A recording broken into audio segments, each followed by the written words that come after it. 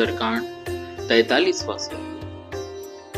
हनुमान जी के द्वारा चैत्य प्रसाद का विध्वंस तथा उनके राक्षसों का वध।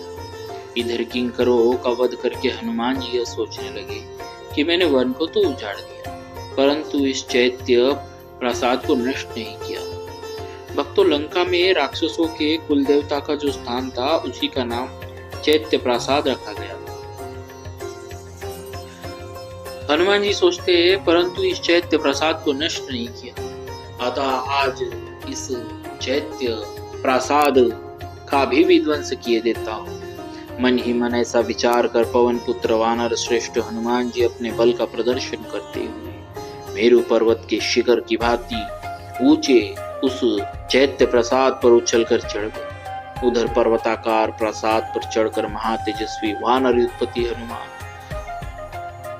तुरंत के उगे हुए दूसरे सूर्य की भांति शोभा पाने लगे। उस ऊंचे प्रसाद पर आक्रमण करके दुर्धर्ष वीर हनुमान जी अपनी सहज शोभा से उद्भासित होते हुए परियात्र पर्वत के समान प्रतीत होने लगे। वे तेजस्वी पवन कुमार विशाल शरीर धारण करके लंका को प्रतिध्वनित करते हुए दुष्टता पूर्वक उस प्रसाद को तोड़ने फोड़ने लगे। जोर जोर से होने वाला वह तोड़ फोड़ का शब्द कानों से टकरा कर उन्हें बहरा किए देता था। इससे मूर्छित हो वहां के पक्षी और प्रसाद रक्षक भी पृथ्वी पर गिर पड़े।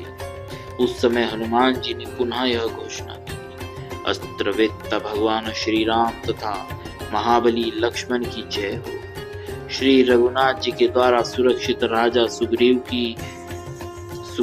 की भी जय हो। मैं अनायास ही महान पराक्रम करने वाले कौशल नरेश श्री रामचंद्र जी का दास हूँ। मेरा नाम हनुमान है।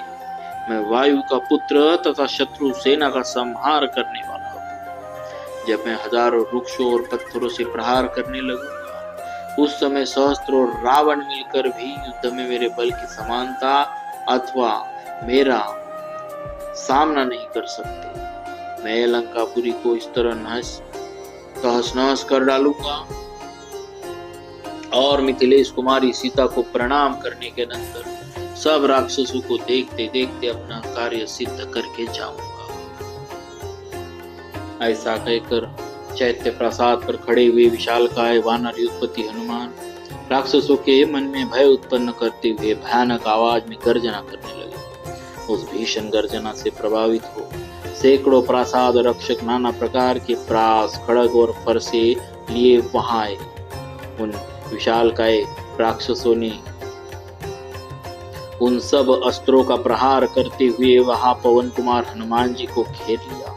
विचित्र गदाओं, सोने के पत्र जड़े हुए परिघों और सूर्य तुल्य तेजस्वी बाणों से सुसज्जित हो वे सब के सब उन वानर श्रेष्ठ हनुमान जी पर चढ़ाए। वानर श्रेष्ठ हनुमान जी को चारों ओर से घेर कर खड़ा हुआ राक्षसों का वह महान समुदाय गंगा जी के जल में उठे हुए बड़े भारी भंवर के समान जान पड़ता था।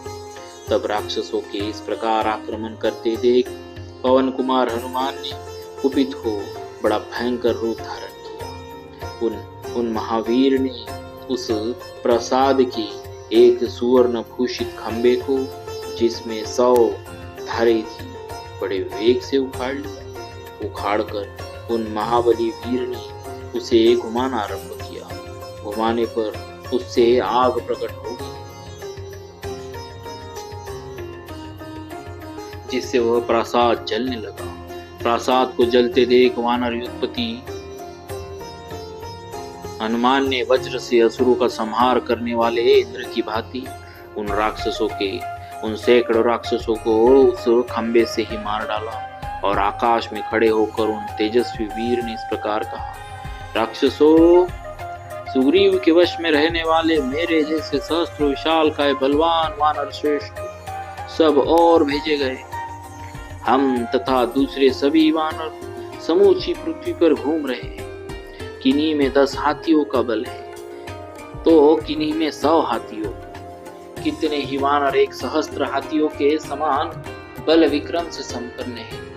किन्हीं का बल जल के समान, किन्हीं का बल जल के महान प्रवाह की भांति असह्य है। कितने ही वायु के समान बलवान है और कितने ही वानर युद्धपति अपने भीतर असीम बल धारण करते हैं। दांत और नख ही जिनके आयुध है। ऐसे अनंत बलशाली सैकड़ों हजारों लाखों और करोड़ों वानरों से घिरे हुए वानर राज सुग्रीव यहाँ पधारेंगे, जो तुम सब निशाचरों का संहार करने में समर्थ है। अब न तो यह लंकापुरी रहेगी, न तुम लोग रहोगे, और न यह रावण ही रह सकेगा, जिसने इक्ष्वाकु वंशी वीर महात्मा श्री राम के साथ वैर बांध रखा है। इस प्रकार श्री वाल्मीकि निर्मित आर्ष रामायण आदि काव्य के सुंदर कांड में 43वां सर्ग पूरा हुआ। बोलिए श्री सीताराम जी महाराज की जय।